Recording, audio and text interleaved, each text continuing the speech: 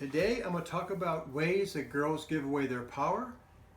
It's one of the most important lessons you're going to learn in this series, and I'm going to start by telling you my very favorite Aesop's fable. One day there was a very hungry fox walking down a path in the forest, and he saw some birds up on a tree limb, and he got an idea. He said, "Hey birds, I got a deal for you. I'm willing to go dig up a big old fat worm and give it to you, and all I want in return is just one of your feathers. Just one." So the birds huddled up, and they were all talking about how the fox was always trying to kill them and trick them, and the foxes are always known as these very cunning, tricky animals. But one of the birds said, "You know what? I'll do it. If you bring me a big old fat worm, I'll give you one of my feathers."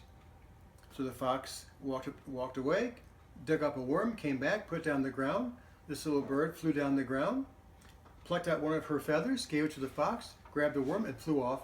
And this bird thought, "This is a great deal." The next day the fox came back with another worm. The very same bird flew down the ground. She plucked out one of her feathers, gave it to the fox, grabbed the worm, and flew off. This went on every day for about a month, until one day the bird had plucked out so many of her feathers that she could no longer fly. And so the fox jumped on her and ate her up. The end. The moral of that story, I think, at least for me, is don't give up your feathers. It may be no big deal to give up your feathers or give away your power in little bits sometimes. You do this or that. But if you do it over and over again, you lose your ability to fly and you lose your ability to live fully. What do I mean by giving away your power? I wrote some examples down here. There's lots of ways that girls do that. I've made lists at camp from girls. I'm going to give you just some of them. Things like acting like you don't care when you really do. Other ways of giving up your power. Not asking for what you want. I covered that in a previous video about knowing what you want and caring as opposed to automatically saying, "I don't care," or whatever you want. Making decisions so people won't be mad at you, or making choices or decisions because you want people to like you. That's an example of giving up your power. Worrying more about other people's feelings than you do your very own.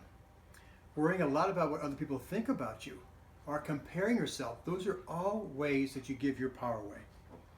Giving up yourself, giving up things you like to fit in or to be accepted, is a way of giving up your power. Avoiding conflicts or not handling conflicts directly and standing up for yourself is a huge way that girls give up their power. Girls are so afraid of losing friends that sometimes they'll put up with all kinds of crap, and that's giving up some power. That's giving up your feathers. The last one I want to mention today is allowing words, teasing, rumors, gossip to bother you, to hurt your feelings. That's a way that you can give up your power. I want you to notice if you're doing that. And if there's one time where you say, "I don't really care, whatever you want," if you compare yourself one time, it's probably not that big a deal, but you do it probably a lot. If you do that a lot, you're giving up so many of your feathers, you lose your self-confidence, you lose yourself, you lose your power. So notice it and start doing it different. Start keeping your feathers. Don't give your feathers away. Don't give up your power.